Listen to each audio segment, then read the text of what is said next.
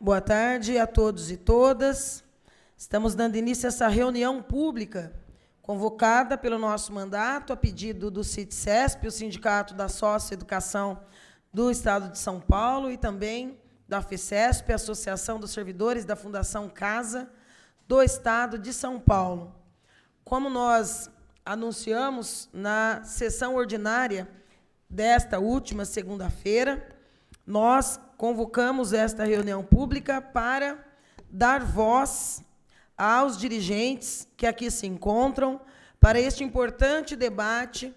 A categoria que se encontra em estado de greve desde o início deste mês de maio, eles e elas que trabalham com a socioeducação no Estado de São Paulo e que, infelizmente, vem encontrando uma resistência questionável por parte do secretário e também por parte do governador Tarcísio, na abertura do diálogo em torno dos temas que são caros para os trabalhadores do setor. E é por conta disso que deflagraram esta greve e é por conta disso que estão se mantendo permanentemente em mobilização, seja aqui na cidade de Bauru, onde cerca de 130 servidores trabalham em 3 unidades, sendo 2 em regime fechado, uma em regime de semiliberdade, mas encontrando todos eles, assim como os demais servidores da Fundação no Estado de São Paulo, capital, região metropolitana, Baixada e as demais regiões do interior, o mesmo grau de dificuldade na abertura deste debate com o governo do Estado para o diálogo em torno da pauta que eles apresentam. Cláusulas econômicas e também cláusulas sociais importantíssimas para o diálogo acerca da carreira destes servidores. Eu quero abrir essa reunião pública fazendo a leitura da carta aberta à população que o CIT-CESP fez e queremos, na sequência, ouvir as lideranças que estão se mobilizando a partir deste ato, deste estado de greve e das mobilizações que estão acontecendo aí ao longo do mês de maio. Carta aberta à população. São Paulo, 8 de maio de 2023. A categoria do Sistema Socioeducativo no Estado de São Paulo, Fundação Casa, vem comunicar à população e principalmente aos pais e tutores de adolescentes internados na instituição que, no dia 29 de abril, decidiu-se em assembleia por unanimidade entrar em greve a partir do dia 3 de maio à meia-noite, por falta de proposta do governo para a categoria, que viesse a suprir as necessidades dos trabalhadores e trabalhadoras na campanha salarial deste ano de 2023. A única proposta que veio do governo do Estado foi um índice de 5,75, que não repõe nem a inflação do período. No dia 2 de maio, os trabalhadores, representados pelo sindicato, estiveram em reunião na Casa Civil do Estado, onde o governo propôs um novo índice, agora de 6%, ainda abaixo da reposição inflacionária do período. A categoria, então, se reuniu em assembleia e resolveu não aceitar. Após estas tratativas, ocorreram 2 reuniões de conciliação no TRT, Tribunal Regional do Trabalho, e a Fundação Casa, mais uma vez, de forma intransigente, não trouxe nada de proposta para a categoria. Diante disso, a categoria decidiu manter o movimento paredista. A categoria pede valorização nas carreiras, segurança no local de trabalho, reposição salarial que venha contemplar os anos de perda e desvalorização do poder de compra dos salários dos servidores, manutenção das cláusulas sociais, execução do plano de cargos, carreiras e salários, PCCS, entre outras reivindicações. O governo do Estado e a gestão da Fundação Casa vem negligenciando os pedidos reais da categoria e, com isso, colocando em risco a segurança dos trabalhadores, bem como daqueles adolescentes que se encontram internados nos 116 centros e unidades da Fundação Casa, espalhados por todo o Estado. Pedimos o apoio da população bem como de toda a comunidade política, deputados, prefeitos, vereadores, para que o governo reconheça e valorize os trabalhadores e trabalhadoras que prestam um trabalho de maestria dentro da socioeducação para adolescentes em conflito com a justiça, no maior e mais rico Estado brasileiro. Lembramos ainda que a Fundação Casa, na gestão executiva, vem convocando sistematicamente, durante o movimento paredista, servidores comissionados ou de carreira para trabalhar além dos horários de escala, para maquiar uma situação inversa de segurança dentro dos centros. Os trabalhadores cansaram das promessas que durante anos não foram cumpridas por parte da Fundação Casa.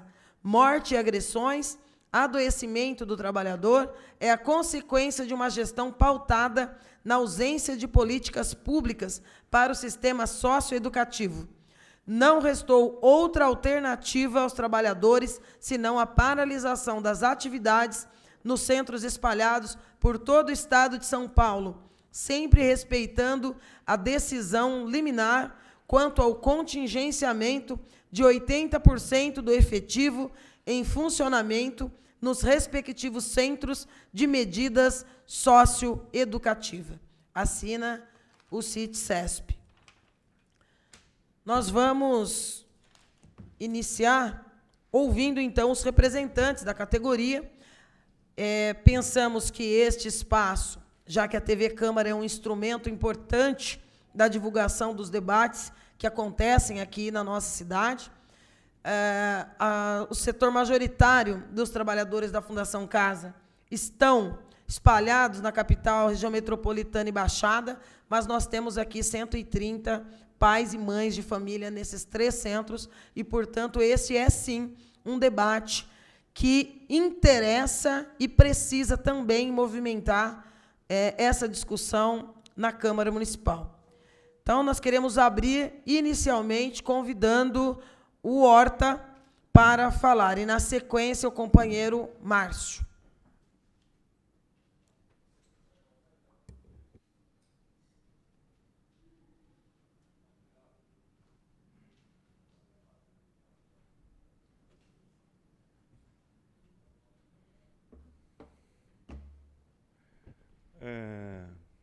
Boa tarde a todos e a todas presentes. Boa tarde a todos que estão nos ouvindo. Inicialmente, eu queria dizer que agradecer a Estela Almagro pela iniciativa, né, a Câmara de Vereadores de Bauru, dizer a vocês que estão nos ouvindo que a presidente do sindicato, Cláudia Maria, e a diretoria do sindicato gostaria de estar presente, mas hoje nós estamos realizando um grande ato em São Paulo, no MASP, né, que já tem mais de 1.000 trabalhadores presentes de todo o estado, São Paulo, interior e litoral, e eu estou aqui representando a entidade sindical nessa audiência. Os trabalhadores hoje de Bauru acordaram triste, né, com a notícia do falecimento de uma colega de trabalho, colega, amiga, guerreira, parceira de luta, a Mariane, que faleceu em virtude de uma doença. Eu queria aqui pedir a liberdade para a vereadora, por um minuto de silêncio em homenagem à colega que faleceu. Você cronometra aí? Vamos ficar em pé, então, em respeito à companheira Mariane? 1 minuto de silêncio em sua memória.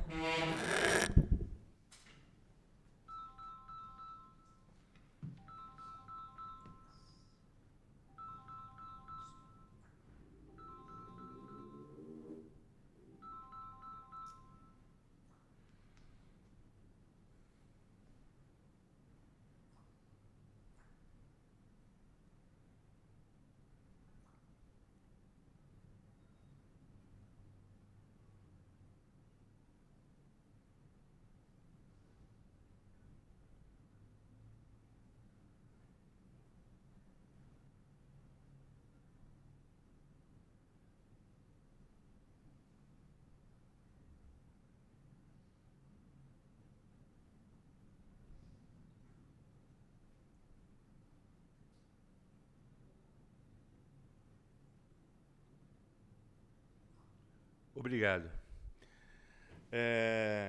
Dando prosseguimento, os trabalhadores da Fundação Casa decidiram em assembleia, no último dia 29 de abril, entrar em greve a partir do dia 3 de maio, devido ao governo do Estado de São Paulo, o governador Tarcísio, né, que recebeu apoio de muitos, inclusive dos trabalhadores da Fundação Casa, ter virado as costas para nossas reivindicações, né, e não ter proposta nenhuma que atenda a nós trabalhadores. É preciso ressaltar que a Fundação Casa, há 2 anos atrás, tinha cerca de 12 mil funcionários. 12 mil funcionários. E que hoje tem 10 mil funcionários. Nós tínhamos 10 mil internos na Fundação Casa, hoje tem 5 mil internos. Aqui fica um primeiro dado que nos parece estranho, né? Não que a gente queira que a Fundação Casa seja depósito de adolescentes, mas essa redução de adolescentes nos parece estranho, até porque me parece que a segurança no estado de São Paulo, nas cidades, não aumentou. Né? A gente não está vendo esses adolescentes indo para a escola, frequentando cursos, etc. Né? Parece que o número de roubos de celulares, de carro, o tráfego continua alto, como já era antes. Então, é um primeiro dado que a gente precisa investigar na Fundação Casa, porque essa diminuição na internação, que a gente não quer que seja um depósito, mas que servia como trabalho de ressocialização desses adolescentes. Nós temos a greve do dia 29, trabalhamos durante a pandemia, de forma ininterrupta. Muitos trabalhadores da Fundação Casa, que estão aqui presentes, trabalharam durante essa pandemia, certo? Nós cumprimos as nossas obrigações. E essa redução de servidores também é estranha, porque o que aconteceu? Nós temos perdido trabalhadores da Fundação Casa, vítimas de agressões, que morreram dentro da Fundação Casa. São vários servidores que foram assassinados dentro da Fundação Casa, cumprindo o seu serviço. Nós perdemos também trabalhadores durante a pandemia. Fica aqui um dado de que faleceram mais de 40 servidores da Fundação Casa durante a pandemia. É um número alto, que a gente entende isso. E aí que o sindicato conseguiu, houve a vacinação dos trabalhadores da Fundação Casa, porque nós conseguimos, logo no primeiro momento, porque nós não estávamos inclusos pelo governo João Dória na vacinação. E no dia que ele anunciou que nós não estaríamos inclusos nessa vacinação, nós fomos para cima do governo, mobilizamos os deputados ligados ao sindicato para pressionar o governo que liberasse a vacinação para todo o Estado, para os servidores, e a gente conseguiu. Nós também temos trabalhadores morrendo por suicídio. Vários colegas nossos se suicidaram nesse período, né? E isso é causa do adoecimento dos trabalhadores da Fundação Casa. É muito comum os trabalhadores da Fundação Casa terem problemas psicológicos, ou morrendo de infarto, etc. Mas se suicidarem está sendo comum por causa da pressão, da falta de efetivo de trabalhadores nos centros, pela sobrecarga e pela situação de falta de condições de trabalho e segurança. Então, nós entramos em greve no dia 3, pelo atendimento de nossas reivindicações. Nós tivemos salários congelados durante a pandemia. O ano passado, em 2022, só recebemos, enquanto os servidores do Estado receberam 20%, para nós foi concedido só 10%, metade do que foi concedido para o restante dos servidores. Então, nós somos sempre vistos, colocados de lado. Para cumprir um serviço importante, que é a ressocialização, nós servimos. Mas na hora de olharem para a gente com carinho, preocupados com a nossa saúde, com a nossa segurança, com as nossas condições de trabalho e com nossos ganhos, o governo não tem esse olhar. Nós hoje temos, vereadora, na Fundação Casa, o segundo órgão que tem mais ações trabalhistas. Nós temos mais de 32 mil processos trabalhistas na Justiça. Por quê? Porque a Fundação Casa não cumpre com os seus deveres trabalhistas. Nós temos que ir à Justiça sempre para requerer questões que são direitos dos trabalhadores. A Fundação não paga, nós somos obrigados a ir à Justiça para requerer quinquênio, sexta parte, os direitos que os demais servidores têm, nós temos que ir para a Justiça para garantir. E é só na Justiça que a gente consegue isso. Por isso que nós temos 32 mil processos trabalhistas. É muito processo trabalhista. É uma média de 3 processos por cada servidor. É muita coisa.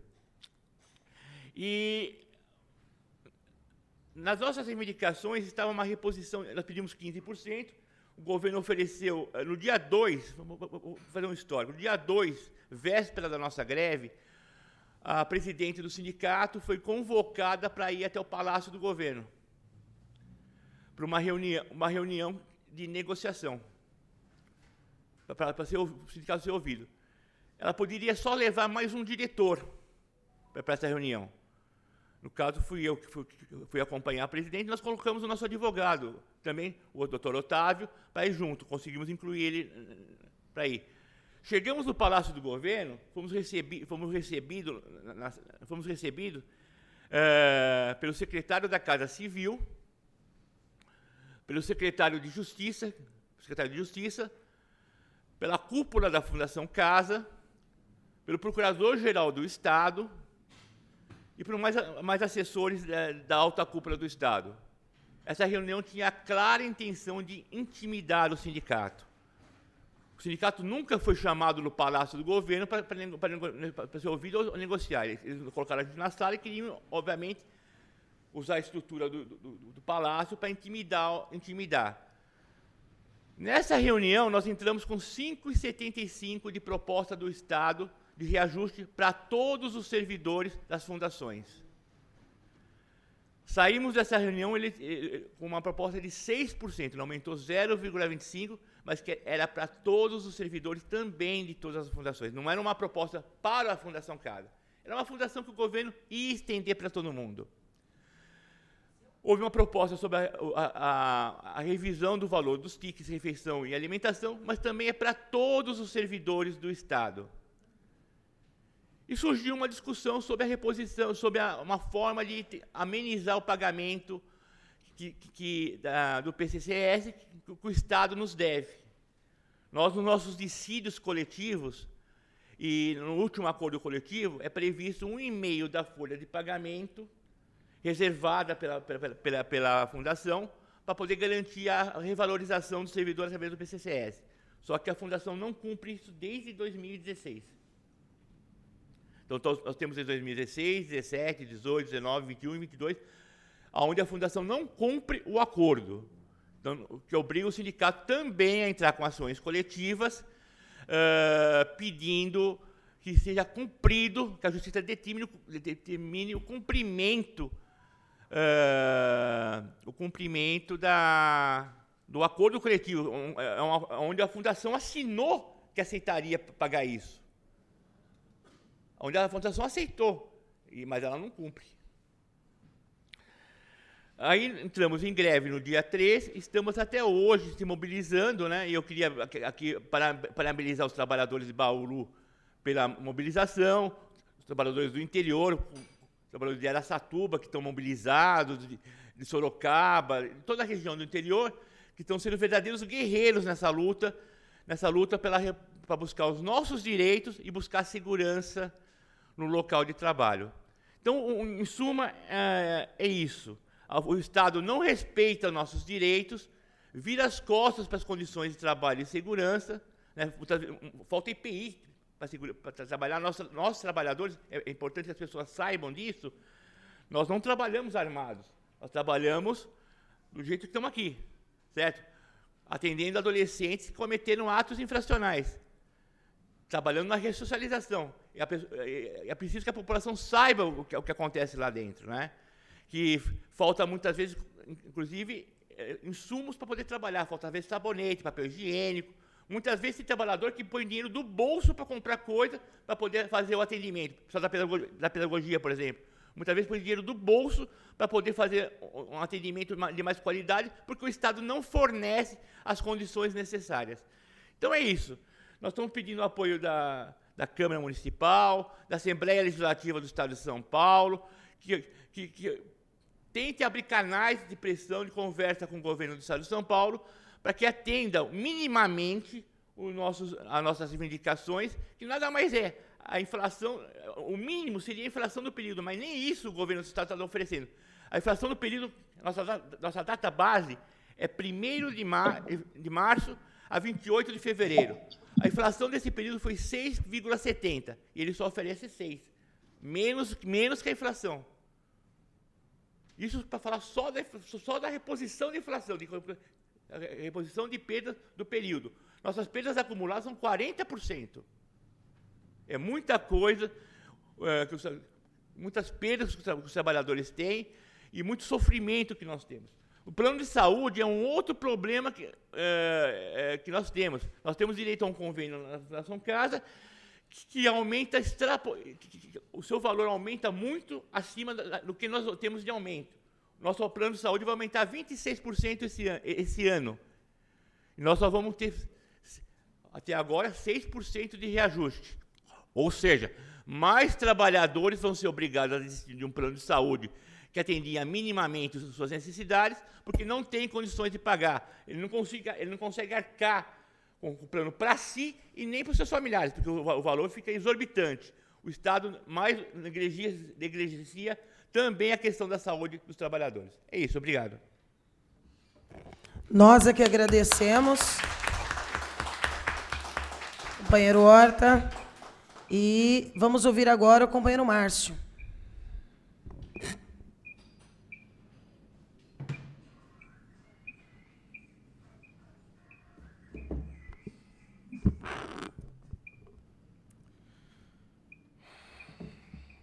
Boa tarde a todos e a todas. Eu queria agradecer a homenagem que foi feita à nossa companheira Mariane, né? Queria relembrar que, nesse momento, nós temos, além dos companheiros que estão da cidade de Bauru, da Semi-Liberdade, Casa Mandela e Casa Bauru, que estão chorando por dentro. Temos também o Cris, que é irmão dela, que é um amigo pessoal. Temos o pai, a mãe e todos os familiares. Nós tivemos uma perda, mas, como foi dito aqui, se a Mariane tivesse a oportunidade de nos falar alguma coisa nesse momento, ela ia falar para a gente continuar na luta e ir até o fim, porque nós tivemos uma guerreira que tombou no campo de batalha. Mas a nossa luta ela continua e a gente vai seguir por todos e por todas. Queria agradecer também a vereadora Estela Almagro por ter aberto esse espaço para a gente, por estar ombro a ombro com a gente nas fileiras nesse momento, e a Câmara Municipal de Bauru. E queria iniciar a minha fala dizendo que essa luta que nós estamos nesse momento é uma luta de todos. É uma luta do município, porque os adolescentes que nós recebemos são do município. Então, quando você tiver o seu celular furtado, quando você tiver a sua casa invadida, quando você vê um adolescente usando droga ou fazendo tráfico na sua região, você saiba que esse adolescente ele vai chegar na mão desses sócios educadores. Essa luta também é uma luta da região, porque numa cerca aqui de 100 quilômetros nós recebemos adolescentes de Botucatu, recebemos de Piratininga, recebemos de Agudos, recebemos de vários locais, e até mesmo de São Paulo, do interior, e já recebemos adolescentes de outros estados, né, para serem aqui ressocializados pela gente. Então, essa luta é também do Estado. E essa luta é também do Brasil, porque o nosso trabalho, ainda que ele não seja divulgado, ainda que ele não seja conhecido, a gente está trabalhando com a matéria-prima que hoje encabeça aí 60% do PCC. Ou seja, esses adolescentes eles são utilizados nos crimes, nos furtos, nos tráficos, porque a medida socioeducativa ela compensa para o comando, porque esses adolescentes são menores e a pena deles, a medida socioeducativa para eles, ela pode trabalhar no máximo até 3 anos ou 21 anos, que é o cumprimento. Então, essa luta ela é uma luta de todos. É uma luta da sociedade, não é uma luta exclusiva dos servidores e das servidoras da Fundação Casa. E, nesse momento, a gente chama atenção, por quê? Como servidor público do Estado de São Paulo, há 22 anos na área da segurança pública, lotado na Secretaria da Justiça e na Fundação Casa de Bauru, eu entendo que os adolescentes infratores privados de liberdade, eles devem ser ressocializados, mas não à custa de se criminalizar o trabalho dos servidores, que é o que tem acontecido, vereadora. A gente trabalha lá com os adolescentes infratores e parece que é gente que é o criminoso, parece que é gente que somos agressores, parece que nós somos aqueles que estamos ali para lutar contra a medida. E aqui, na sua maioria, todos nós somos pais de famílias, nós somos mães de famílias, e, muitas vezes, nós somos tratados como criminosos. Nós somos tratados como criminosos pela corregedoria, nós somos tratados como criminosos, muitas vezes, quando a gente entra com uma ação trabalhista, a gente é tratado como criminoso, muitas vezes, quando a gente vai pedir uma melhoria nas nossas escalas de trabalho, a gente é tratado de forma assediados, muitas vezes, e a gente não é o criminoso, a gente não cometeu o crime. Nós prestamos concurso público, a gente passou por capacitação, nós estamos aqui com psicólogos, estamos aqui com assistente social, estamos aqui com pessoas que fizeram o seu curso, fizeram a sua faculdade, advogados, várias pessoas que se prepararam para fazer o cumprimento da medida socioeducativa. E nós passamos por uma prova, nós não fomos entregar currículo na casa de ninguém, nós não fomos pedir cargo para ninguém, e a gente entra dentro de uma unidade simplesmente pedimos que seja trabalhado dentro dessa unidade o material que é o mais importante, ou seja, o material humano. E muitas vezes nós somos tratados como criminosos. A segurança, o corpo técnico, a área psicológica, a área de assistência social, educacional, pedagogia, a saúde, a enfermagem, os dentistas e a parte operacional, todos são educadores. Nenhum desses cargos citados são criminosos. São criminosos. E, muitas vezes, o governo trata a gente como se a gente fosse criminoso. A gente não está indo pedir esmola na casa de ninguém, a gente só quer o reconhecimento porque o feijão subiu, o arroz subiu, tudo subiu, a escola subiu e o nosso salário.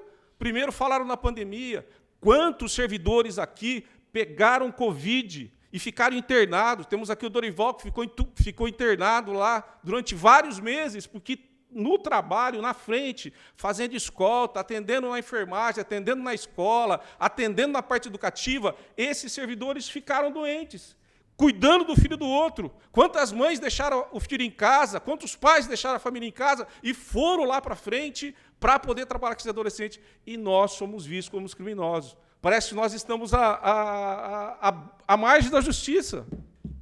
E isso que muitas vezes nos faz dizer o seguinte: nós vamos lutar sempre, nós vamos vencer às vezes, mas a gente não vai desistir. A gente vai continuar batalhando, a gente convoca a sociedade, aonde estiver chegando essa audiência pública, a gente faz esse apelo. Nós devemos ser tratados como os educadores, precisamos de respeito, cada um no seu cargo, na sua individualidade, na sua função de origem e na sua capacidade. A Fundação Casa do Estado de São Paulo já foi a primeira no Brasil na ressocialização dos adolescentes. Ela recebeu esse reconhecimento. Também no reconhecimento dos seus servidores. Quando eu prestei concurso para a Fundação Casa, a média de salário para você entrar na Fundação era 5,5 mínimos. Ela já foi referência. Mas hoje, infelizmente, é melhor você vender chup-chup no pedágio, é melhor você fazer outra coisa, porque não chega nem a 2 mínimos. E eu penso assim no interior, quem recebe 2 salários mínimos aqui no interior, que é uma média inicial aí, eu penso naquele que está em São Paulo, aquele que está lá que precisa do metrô, aquele que está lá que precisa se deslocar, aquele que está lá, muitas vezes, ele sai 4, 5 horas da sua casa para poder chegar no plantão, muitas vezes. Se você tiver um atraso, você é assediado, você é mostrado, se você colocar um atestado, você não pode ficar doente, você não pode fazer nada, você é super-homem e você é visto como marginal, infelizmente. Hoje, o destaque da Fundação Casa é porque ela está entre os piores salários no ramo socioeducativo do Brasil. E não é porque não arrecada, porque nós sabemos que a arrecadação que ocorre no Estado de São Paulo ela é de ponta. Ela também está aí como destaque na reincidência dos adolescentes.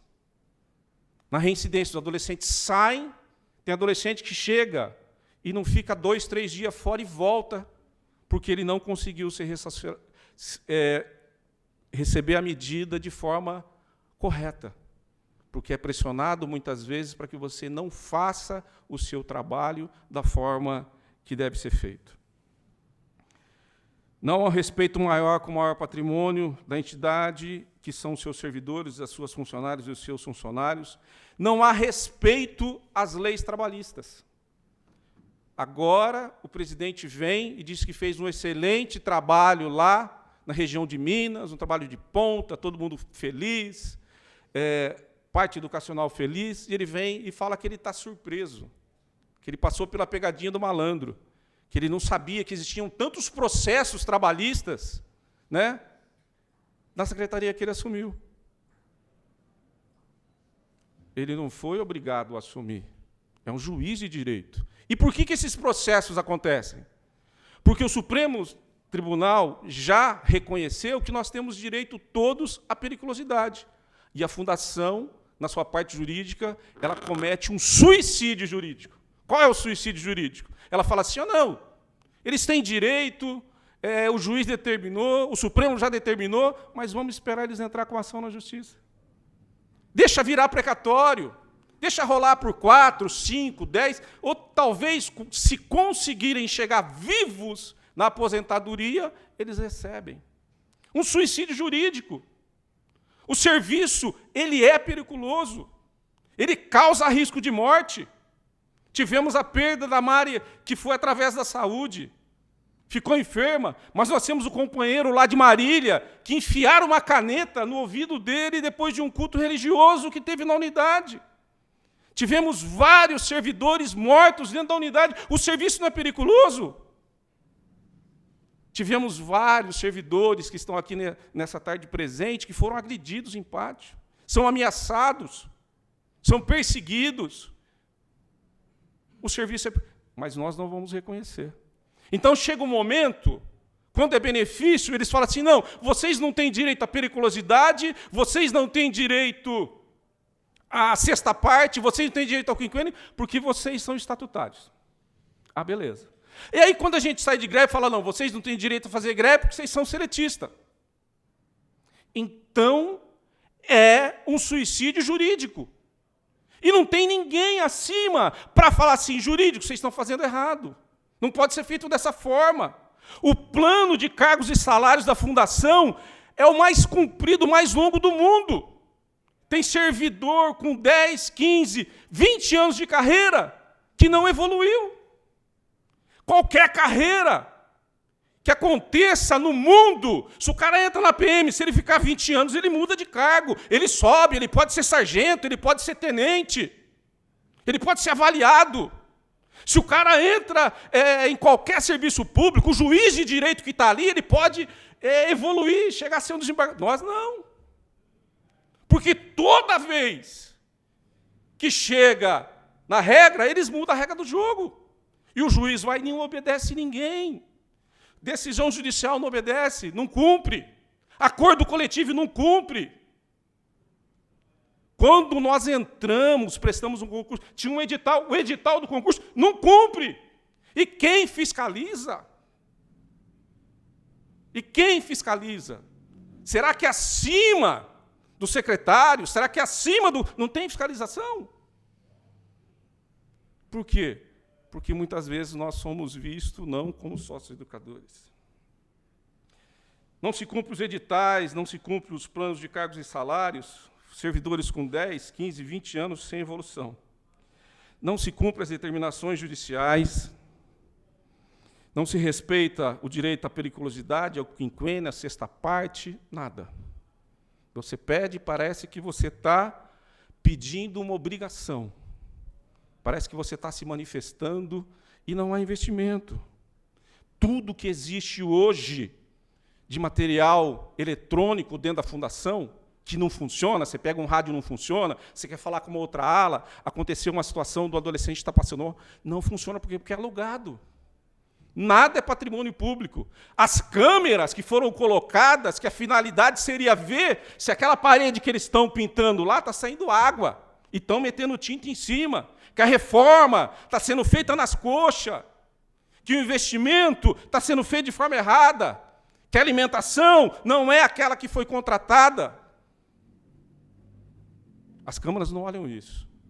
As câmaras são um instrumento, muitas vezes, utilizados para corrigir o servidor, para corrigir o funcionário, para verificar se verdadeiramente você começou uma atividade de 5 minutos ou se você passou dessa atividade de 10 minutos. Que muitas vezes não é obrigação da parte de segurança e tem que fazer a parte social. E muitas vezes não é obrigação da parte social e tem que fazer a segurança. E a gente vem e pede simplesmente que seja reconhecido o nosso direito constitucional, que ocorra uma auditoria dentro da Fundação Casa pelo governo federal, que talvez o ministro aí da Justiça mande aquele e-mail dizendo assim, por que tem tanto processo rodando, vocês são os tops, vocês são o reconhecimento do Estado de São Paulo, e a coisa não funciona? Por que está tendo tanta reincidência? Por que está tendo tanto atestado de servidores que adoecem porque são pressionados? Servidores que adoecem no pátio. Difícil é o ser... Se eu perguntar aqui, quem aqui nunca tomou um remédio psicotrópico para poder trabalhar, levanta a mão. Quem nunca passou num psicólogo? Quem nunca procurou um psiquiatra? Ninguém. Todo mundo aqui foi no psiquiatra. Já levanta a mão. Quem foi no psiquiatra? Quem toma remédio? Quem não dorme de noite? Esse é o quadro dos servidores. Vereadora, esse é o quadro dos servidores. É o pai de família. Nós não somos contra tudo que é oferecido, de tablet, de computador, de quadra, não somos contra, não. Mas o material humano que vai poder trabalhar na sociedade para reeducar, para cumprir a medida do SINAT e do ECA, o material é humano. Não existe outro material que possa ser utilizado. E hoje, sabe o que acontece com a gente, Estela? A gente está aqui e o pessoal pega essas gravações, pega tudo isso e fala assim, vamos puxar a vida daquele lá, vamos ver o que ele tem, quantos atestados ele tem, o que ele está passando, vamos ver o que ela faz, e se levanta uma perseguição de forma direta. Mas eu queria mandar o recado seguinte, eu prestei concurso, se vier para cima a gente vai do mesmo jeito também. Entendeu? A gente acredita que ainda entre os injustos existe justiça. Hoje, toda a tecnologia que está colocada lá, de câmera, rádio, TV, computador, tudo que você vê é terceirizado. A gente chega até a ficar meio desconfiado, né, que talvez alguém esteja conseguindo um benefício em ficar fazendo esse aluguel, né, de algo que poderia ser público, de algo que poderia ser mantido, como é falado aí, mas é destinado a terceiro. Hoje, o investimento em tudo, na construção de centros, reformas desses centros, manutenção desses centros, estão ocorrendo. Então, a gente vem aqui, nessa tarde, de forma muito simples, de forma muito aberta, dizer que essa luta não é nossa. Essa luta, ela é de todos. E o sistema socioeducativo no Estado de São Paulo, ele já faleceu. Só falta jogar uma pá de cal. E já tentaram várias coisas. Tentaram fazer PPP de parceria privada, aí chama ONG, aí chama isso, aí chama aquilo, faz o que fizeram aqui na casa Nelson Mandela. Não, agora nós chegamos com a solução. Agora nós chegamos com o remédio. Vamos trazer a área privada e vamos misturar com a pública e vai funcionar. E o que foi provado? Não funciona. A solução está em investir no servidor. Cumprir o que diz o edital, cumprir o que diz o PPP, reconhecer que nós estamos adoecendo. Estela, não há concurso. Não há concurso público. A média de salário, de idade aqui, eu estava lá na paralisação em São Paulo, e você faz aquele panorama, né? Você dá uma olhada na galera, e não dá para se assobiar para nenhuma gatinha e nem um gatinho. A média é tudo 30 anos para cima. E a hora que você vai conversar com as irmãzinhas, com os irmãozinhos, não tem nem novinha. Não tem novinha lá? Não tem novinha. Eu sou gatão. Ele é DiCaprio, pelo menos, né? Mas, tirando a brincadeira, a gente está envelhecendo.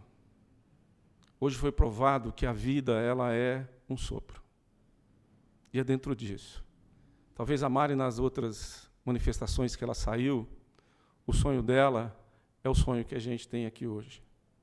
É o sonho de ser reconhecido, é o sonho de ser valorizado, é o sonho de poder chegar hoje, quando você vai numa loja, abrir um carnê, você vai, muitas vezes, fazer um boletinho. Sabe aquele boletinho que ninguém de vocês tem? E você fala assim, eu sou sócio educador, eu trabalho na Fundação Casa, as pessoas já dão um passo para trás. Por quê? Porque, infelizmente, não fomos nós que construímos essa imagem. Essa imagem foi construída por aqueles que muitas vezes estão no comando, de mostrar somente e de perseguir somente a categoria. E todos aqueles que muitas vezes foram colocados de forma injusta, foram demitidos de forma injusta, eles são reintegrados pela justiça. Queria agradecer ao Juarez também, nosso parceiro de luta, ao advogado do sindicato, Estela Almago, do PT, que vem, né, e nos apoia, a Câmara Municipal de Bauru, esse local que é para acontecer, a oportunidade para que o povo possa falar, a tribuna do povo. Agradecer a todos vocês e falar para vocês assim, a gente não vai retroceder. Nós podemos fazer a diferença. Nós somos a diferença. Não somente dentro do sistema socioeducativo, mas dentro da cidade de Bauru, no estado de São Paulo e no Brasil. Eu agradeço a todos, que Deus nos abençoe.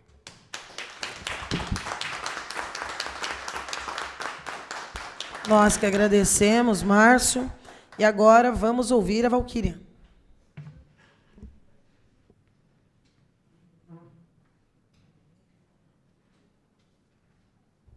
Queria também avisar que está acompanhando virtualmente a nossa reunião o Israel de Souza, o Otávio Tuena, Sil Luan e o Vanderlei Caetano.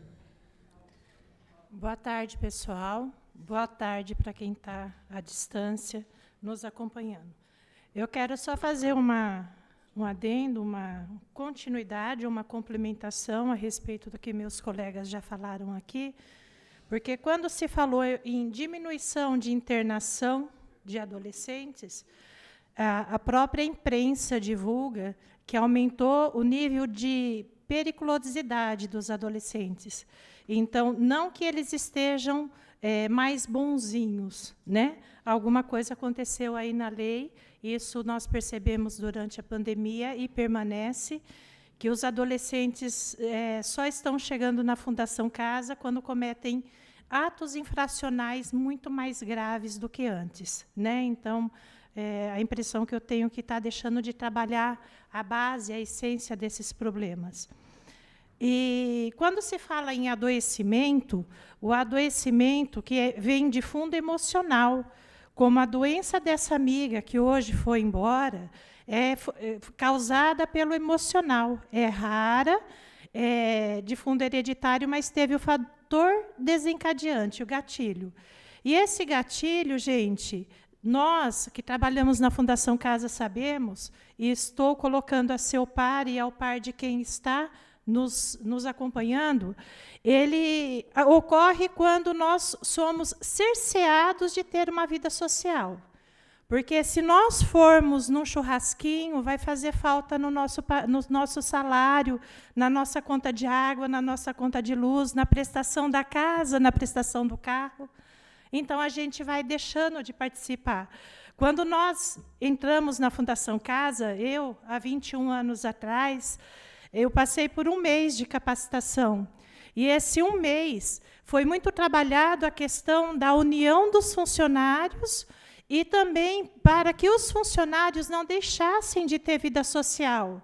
Naquela época, já era dito pelos gestores, supervisores da Fundação Casa, que vieram nos dar essa capacitação, que os funcionários da Fundação Casa, com o tempo, adoeciam, ou tornavam-se dependentes de algum tipo de droga, a maioria delas o etílico, ou então dependente de psicotrópico, né? Que é a droga lícita, que eu digo sempre que é a droga autorizada e controlada pelo médico. E aí eles diziam que é porque a pessoa se envolvia com a Fundação Casa, que a gente estava entrando num ambiente muito envolvente e que acabava deixando de ter vida social. Mas, depois de 20 anos, eu cheguei à conclusão que eles nos envolvem de tal forma com os assédios, com as cobranças, as perseguições, não permitindo que nós tenhamos uma progressão, ou salarial, ou mesmo uma promoção, um concurso interno para termos uma promoção, eles não proporcionam isso. Hoje, eu vejo com nitidez, a Fundação Casa não tem um estatuto, não tem uma lei que rege o trabalho dos funcionários da Fundação Casa. Então, há um desmando. Eu falo que é um navio sem comandante. Todo mundo manda, mas ninguém decide nada. Tudo é protelado, tudo é mandado para frente. E aí o tempo vai passando. Então, eu falo aqui sobre... eu, representante dos funcionários da área da saúde, eu falo também sobre as leis que regem o exercício da nossa profissão, que precisam ser consideradas, nós precisamos de uma atenção extra. E aí, quando o colega falou que existe uma grande desvalorização, eu reafirmo, todos nós sabemos, todos nós aqui, quando entramos na Fundação Casa, ficamos felizes. Foi na época, vereadora, que ninguém queria saber da antiga FEBEM. Né? Meu filho mais velho, tinha 11 anos, falou, mãe, você vai ficar famosa, eu vou te ver na televisão, em cima do telhado, na rebelião. Esse era o retrato da FEBEM, que mudou de nome, mudou de perfil, graças ao trabalho dos colegas que aqui estão e os que não estão, os que estão em São Paulo ou no litoral, mudamos o perfil da Fundação Casa. Nós temos meninos reabilitados, nós conseguimos, com o trabalho executado, mudar muitas vezes aquilo que a criança recebeu dentro do ventre da mãe, a gente consegue inserir algo de valor, mas nós não somos valorizados por isso. A cada dia que passa, como meu amigo falou, a gente se sente mais marginalizado. Então, há 12 anos atrás, era proibido o funcionário da Fundação Casa fazer uma graduação. Hoje, eu conheço ainda colegas que passam por perseguição por conta disso. Então, assim, a minha fala... se a própria lei, desculpe, eu esqueci o nome agora, mas tudo bem, a própria lei nacional, onde fala do desenvolvimento mundial, que classifica o Brasil as posições lá de evolução, de progressão, Oi? IDH, isso, obrigada. Ela nos proporciona nos mostra a necessidade do aprimoramento intelectual. Qualquer pessoa que tem um aprimoramento intelectual vai pensar melhor, vai discutir mais, vai argumentar com conteúdo. A Fundação Casa não quer funcionário assim. A Fundação Casa quer funcionário que abaixa a cabeça e cumpre ordens. Não todos. Os que não são, a maioria deles são perseguidos. A maioria deles está hoje nessa greve, brigando para o seu salário melhor. Grande número deles estão trabalhando por medo ou aquela fala que a gente conhece, porque estão endividados. Então, assim, vereadora, a gente agradece muito a oportunidade e a chance de que a senhora seja um elo de ligação das nossas necessidades até a quem pode mais do que o governador e consiga fazer a diferença na nossa vida. Obrigada, gente. Muito bem, Valquíria. Conosco pode contar. Estamos juntos aí na trincheira e na luta, viu? Roseli?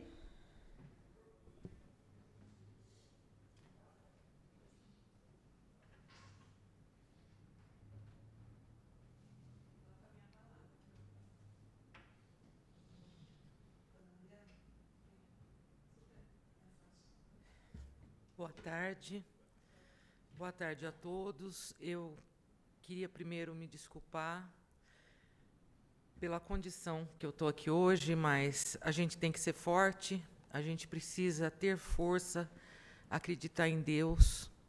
Quero, antes de tudo, agradecer Estela por ter nos aberto essa porta, agradecer cada companheiro de trabalho que esteve, está e estará com a gente no decorrer dessa nossa jornada, e dizer que, diante de tudo que foi dito aqui, ratifico tudo que foi dito e pouco consigo acrescentar, porque foi dito a mais pura verdade em relação ao nosso trabalho, em relação à nossa doação. E eu sinto muito que essa instituição, fundação, tenha perdido tanta gente capaz, ou para a morte, ou para uma saída precoce do trabalho, por uma desistência do sonho de educar, por uma desistência de luta. Muita gente pode dizer, mas é tão simples, se para você é tão pesado, é só escolher outra coisa para fazer. Eu ouvi isso de peritos do INSS. Escolha outra coisa para ser feita. Mas eu escolhi na vida ser educadora. Eu escolhi na vida lutar pela possibilidade de transformação. E eu sou mulher, eu sou mãe, eu acredito em Deus. E Deus está me dando uma oportunidade de fazer um pouco por aqueles que tanto precisam da gente, e Ele ainda nos paga um salário no final do mês. Então eu tenho que fazer o meu melhor. Eu tenho que acreditar nessa possibilidade e fazer o meu melhor. E eu preciso ter a certeza de que a empresa para a qual eu trabalho reconhece o meu valor como profissional, a minha vontade de mudança, e que ela reconhece que eu, como cuidadora, e tantos outros amigos como cuidadores, também precisam ser cuidados.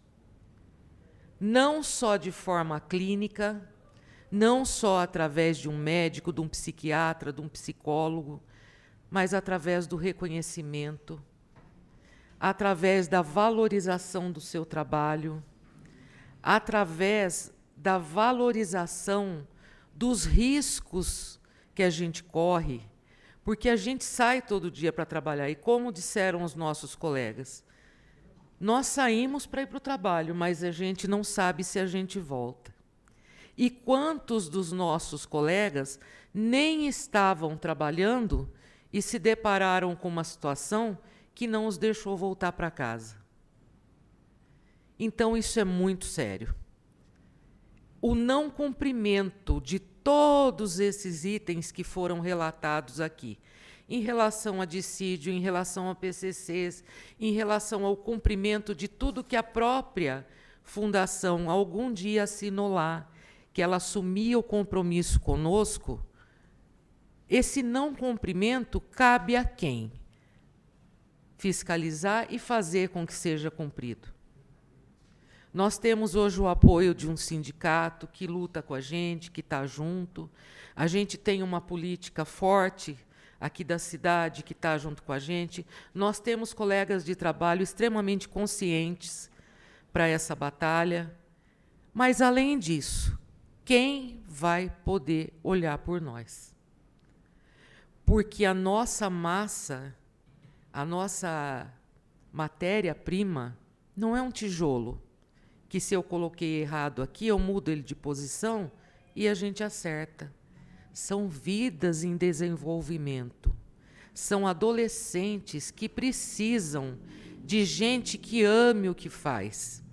E a gente só continua porque a gente gosta do que faz, porque quem não gosta, na fundação não sobrevive.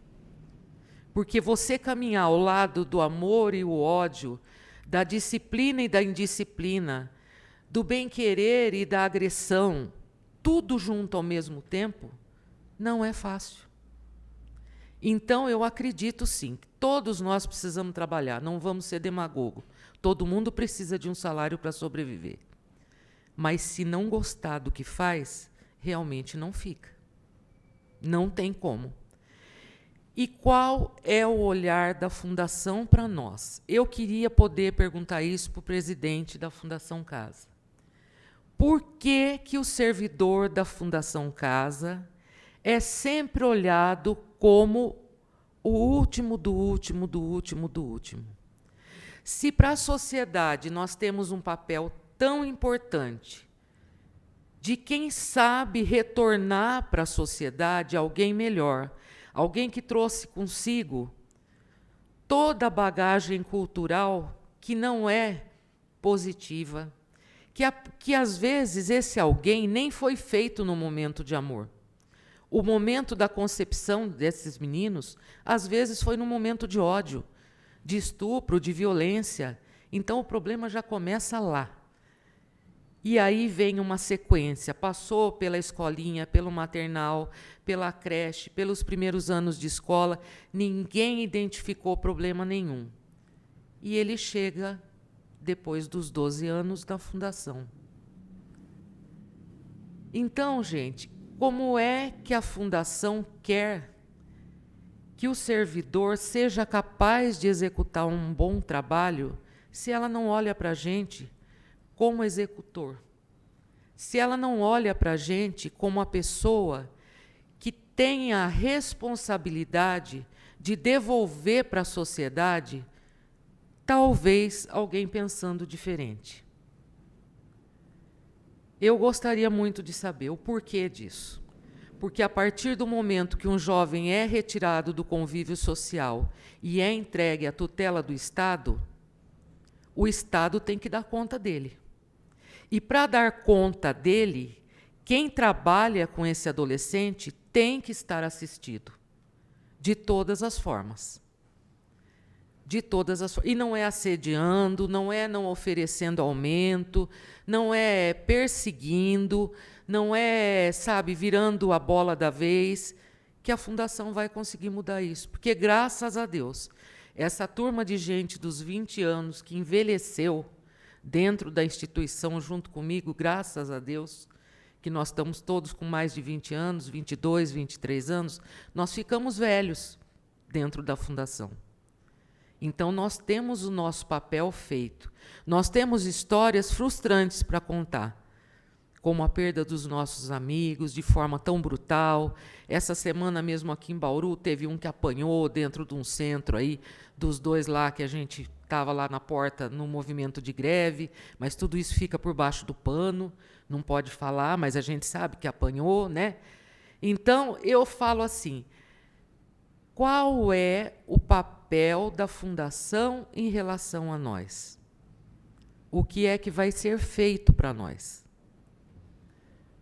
Eu gostaria muito de ter uma resposta.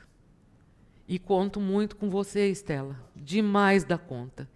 Você nos abriu uma porta, uma janela, uma porteira, não quebrou assim, sabe? Você tirou uma venda gigantesca dos olhos da sociedade, da forma que você nos recebeu, nos tratou. E eu queria muito te agradecer. Apesar de hoje ser um dia muito triste para todos nós, mas o nosso muito obrigada para você, por essa casa, por todos aqui de Bauru, pelos meus colegas que estão aqui, pelos que estão assistindo lá de casa, longe, por aqueles que estão em São Paulo hoje numa luta gigantesca, junto com uma outra parte do sindicato, brigando pelos nossos direitos. Muito obrigada. Muito obrigada. Mas fica aqui o meu apelo ao Judiciário, o meu apelo ao Ministério Público, o meu apelo à sociedade em geral, Vamos começar a cobrar, vamos pedir uma auditoria nessa fundação. Tem muita coisa errada.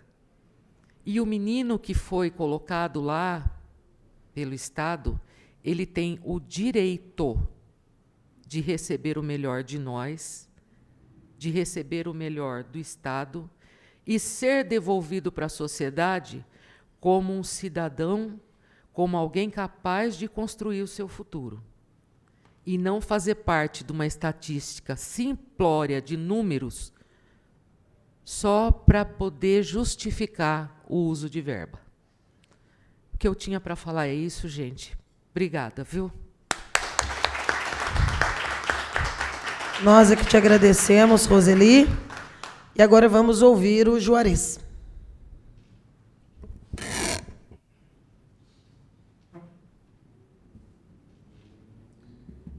Boa tarde a todos que estão presentes, aos companheiros, né, da trincheira que está aqui junto com a gente aqui na luta.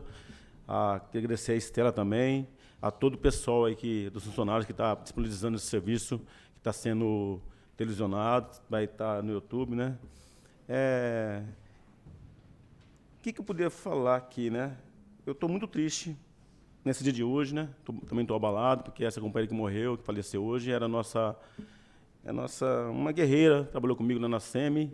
Se ela tivesse viva, estaria junto com a gente também aqui, né, Roseli? É uma parceiraça, pessoa excepcional. E foi muito, muito triste saber a maneira que ela morreu, que já são desdobramentos desse sistema corrupto, desse sistema que adoece a gente, esse sistema que a Fundação Casa nos impõe, que tem muitos aqui, assim como eu, que também toma remédio, que passa para o psicólogo. E essa é mais uma morte que devemos lembrar, para que nós sejamos mais fortes, porque é o sistema nos adoecendo a cada dia, e a gente vê que ano a ano se repete e nós não vemos solução. Infelizmente, é uma perda muito grande. Eu queria também contar aqui para vocês uma historinha que eu mesmo inventei, para poder mostrar essa nossa realidade. Eu encaro a Fundação Casa como um barco, não, mas não um simples barco, gente, um barco luxuoso, suntuoso, um iate com 3 andares. E quando a gente entra na Fundação Casa, é como se a gente estivesse subindo aquela rampa daquele barco. É bonito de se ver por fora, muito lindo, muito para inglês ver. Mas quando você passa da porta da fundação para dentro, você vê que já começa a separação de pessoas. Os funcionários de pátio são encaminhados de maneira grotesca, de maneira quase que brutal. São encaminhados para a parte do porão, ali onde ficam os remos. Vamos imaginar aqui, pessoal, como fosse um barco negreiro, um barco de escravos. Somos colocados lá. Eu tenho meu som para falar, porque hoje eu estou meio abalado, né? Mas somos colocados lá como se estivessem acorrentados. Aí chegam os gestores, entram também, tudo da mesma forma que a gente entra, pela porta, para aquele barco bonito, são encaminhados para o andar de cima, vão para o convés, onde naquelas salas que eles ficam, tem cadeiras, almofadas, ar-condicionado, água e, pasmem, cafezinho, que para nós, às vezes, quando chega, é porque o pessoal faz uma vaquinha para comprar. Imaginem vocês que na unidade não tem nem um copinho descartável, e quando tem, é aquela míngua.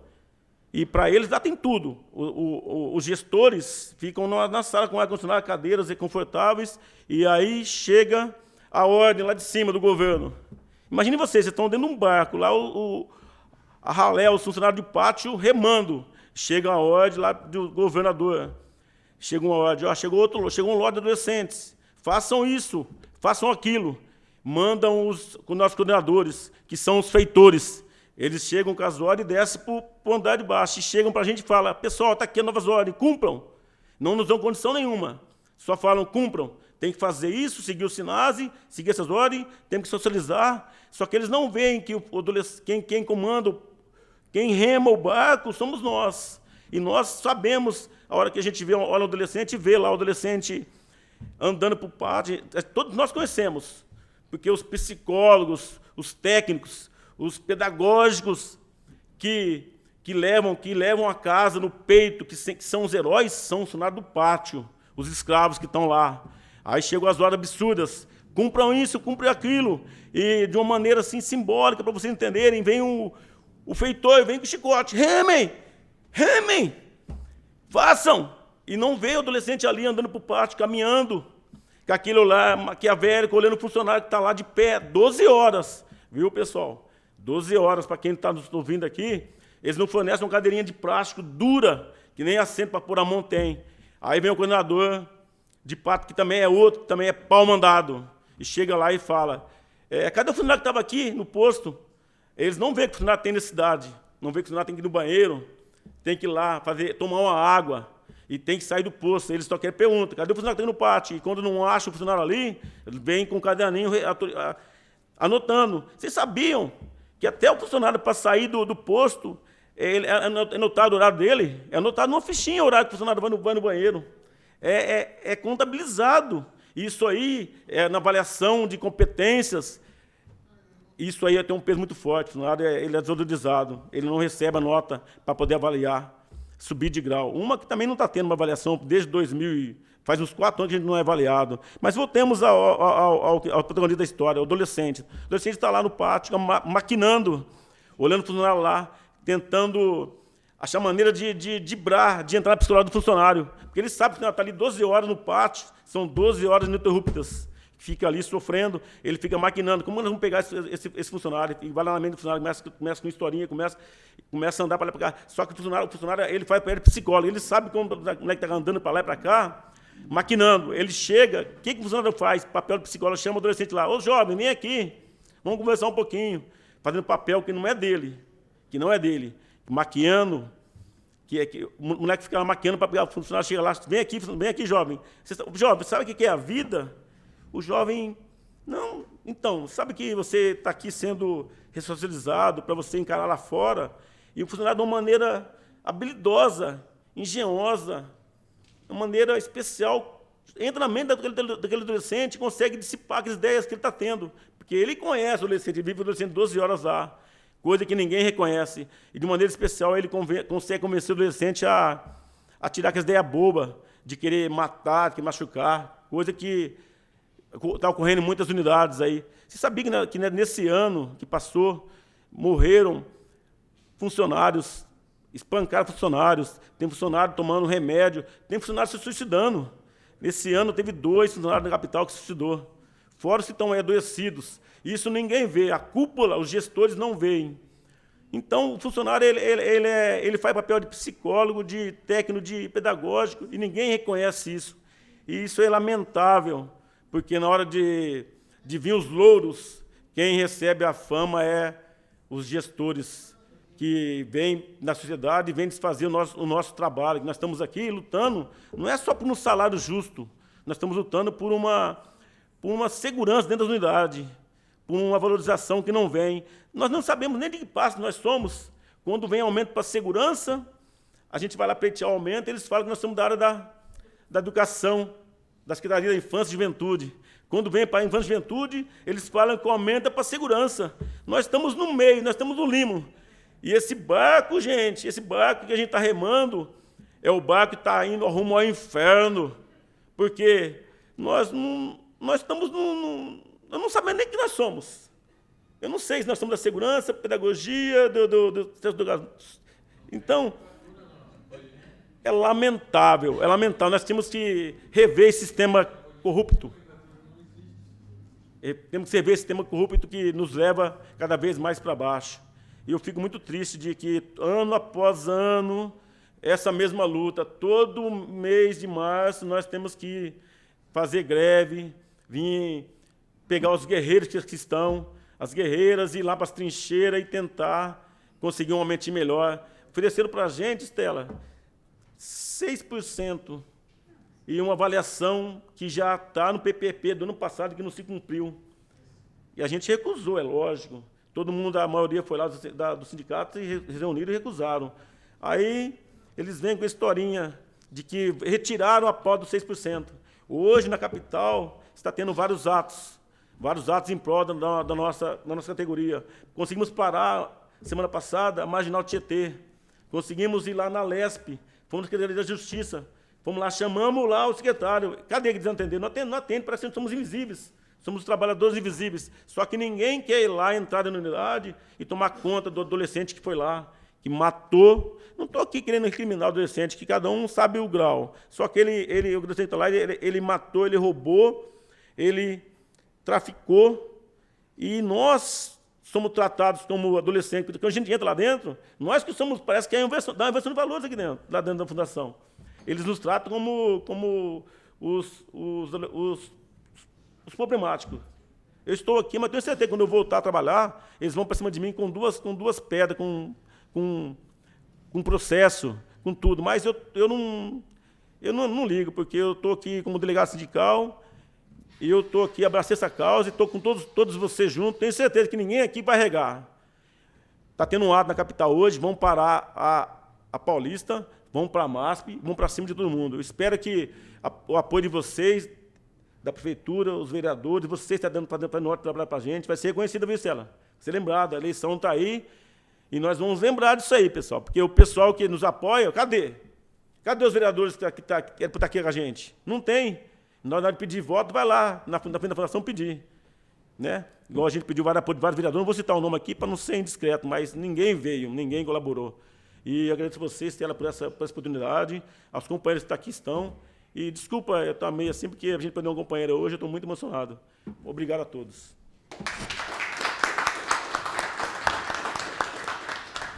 Esse processo de apagamento, Juarez, de invisibilidade do movimento, faz parte do curso do processo histórico, né? Ainda a luta de classes está mais em voga do que nunca, né? Só não vê quem não quer. E aí essa tentativa de invisibilizar e de apagar é para enfraquecer. Eu falo isso constantemente aqui.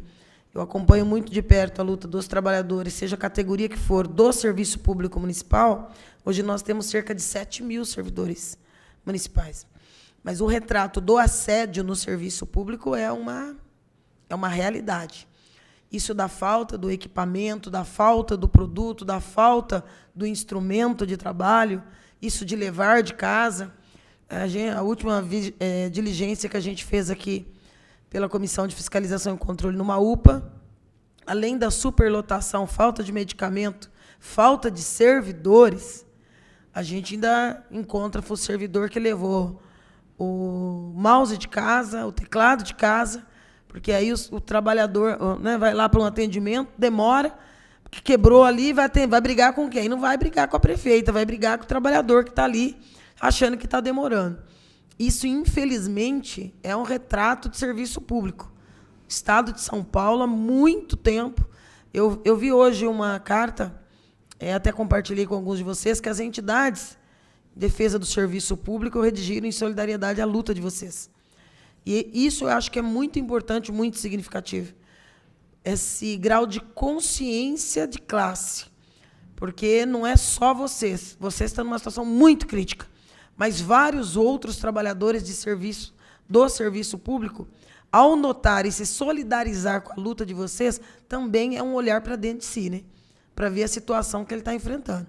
A gente tem aqui na cidade, inclusive eu tenho processos aqui na Comissão de Fiscalização e Controle que a gente está dando andamento, de queixas de como que se apura dentro da esfera do poder público as denúncias de assédio. E aí você vai encontrar o servidor oprimindo o servidor também.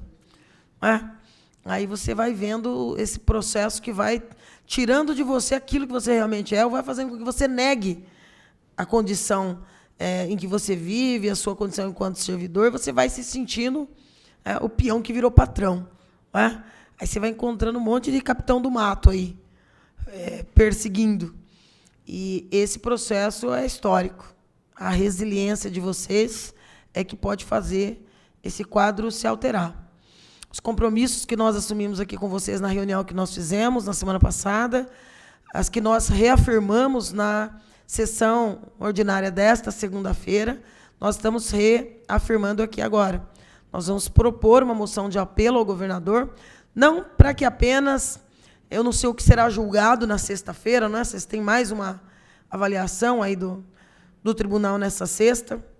Aqui na esfera do município, a greve dos servidores acabou encontrando na decisão judicial um óbice para o prosseguimento, que até setores que historicamente tem que respeitar apenas um percentual, teve uma decisão do tribunal de volta de 100% dos trabalhadores, e isso levou, obviamente, a uma desmobilização de uma greve até certo ponto histórica, que agregou um número muito grande.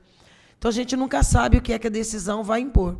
Mas eu acho que vocês resistiram muito. Os atos que foram narrados aqui são atos históricos, né?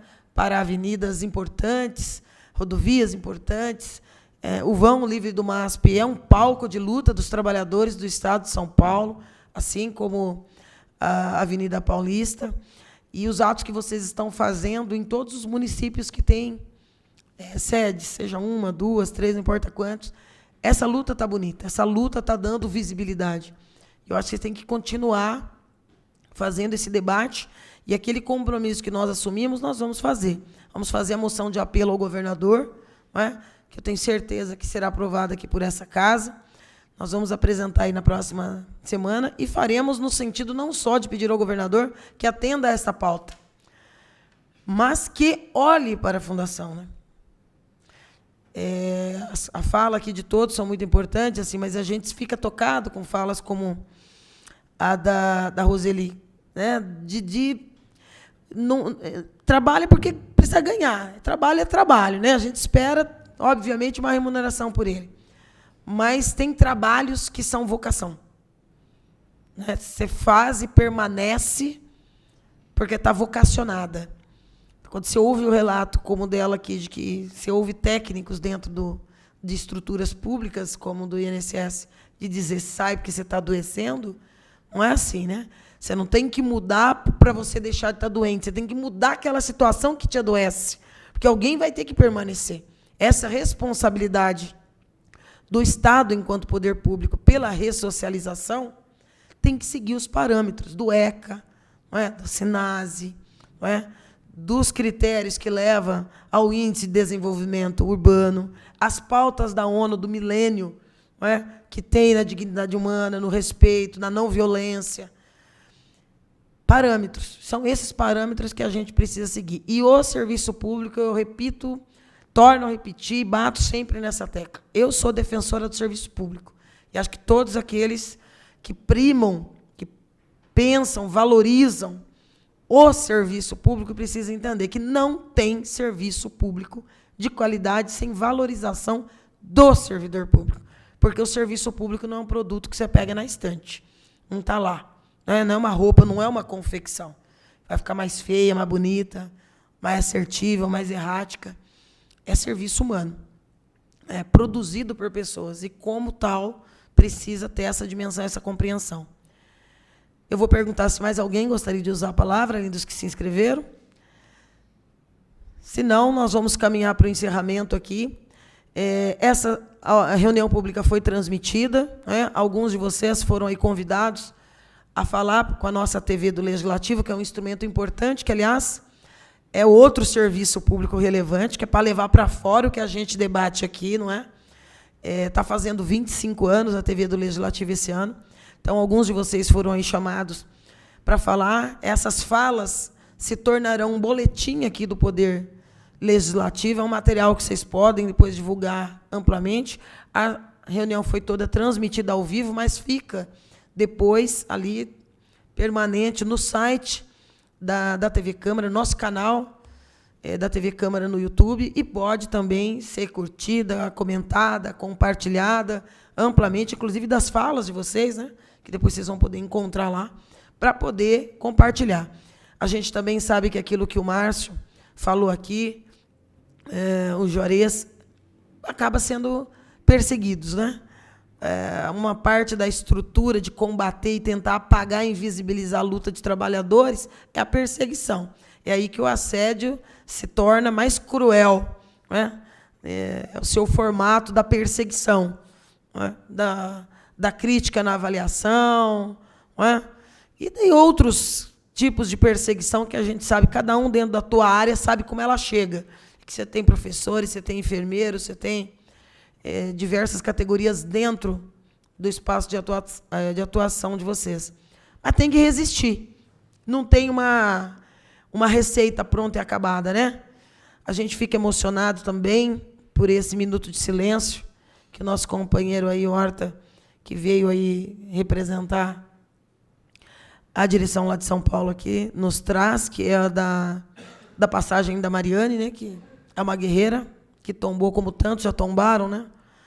E esse quadro, mas morreu, mas não é nada, não teve nenhuma vinculação com o trabalho, né? Tudo tem, né? A fragilização da saúde, o emocional, a imunidade da gente, né? E a gente sabe que quando a mente é atacada de alguma maneira, a gente sabe que todo o restante do corpo responde a isso, né? E responde normalmente sucumbindo, né? Porque a gente sabe que realmente não é fácil. Mas a gente está nessa luta aí com vocês, contem conosco, a Câmara Municipal é Casa do Povo, independente de presença massiva ou não de vereadores. A luta, como eu disse na reunião da semana passada, com um trabalhador, com 100 ou com 1.000, a gente faz. Não é? Com parlamentares também, com meia dúzia, com os 17, a gente faz da mesma maneira. E o trabalho de vocês não é só da esfera estadual, muito pelo contrário. Está vinculado à esfera estadual, mas os adolescentes vivem nos municípios. Eu falo também sempre aqui que Estado e União é metáfora. O Estado é 645 municípios. Não tem o Estado. Onde que está o Estado de São Paulo? Não está. É aqui. Não é? São 645 Baurus, cada uma do seu tamanho. E a União é a mesma coisa. Governo federal é mais de 5.000 municípios. Não é? Não tem outra interpretação. Então, o trabalho de vocês tem razão de estar sendo debatido também hoje aqui na Câmara Municipal. Eu espero que seja exitosa para vocês, para a luta de vocês, trabalhadores e trabalhadoras, a decisão do tribunal na sexta. A luta continua, independente da decisão que eles vão tomar, e independente também da greve, o tanto que ela persista e resista, nós estaremos encaminhando essa moção para o governo de São Paulo, apresentando ela e batalhando para ela ser aprovada aqui, para encaminhar o governador para que olhe para a fundação, mas que olhe não só como um espaço do poder público, mas que olhe para um espaço de socioeducação importantíssima para a sociedade paulista. E, por que não, para nós também, sociedade bauruense. Tá certo? Seguimos na luta e nada mais havendo a tratar, esta presidência dá por encerrada esta reunião pública às 15h53.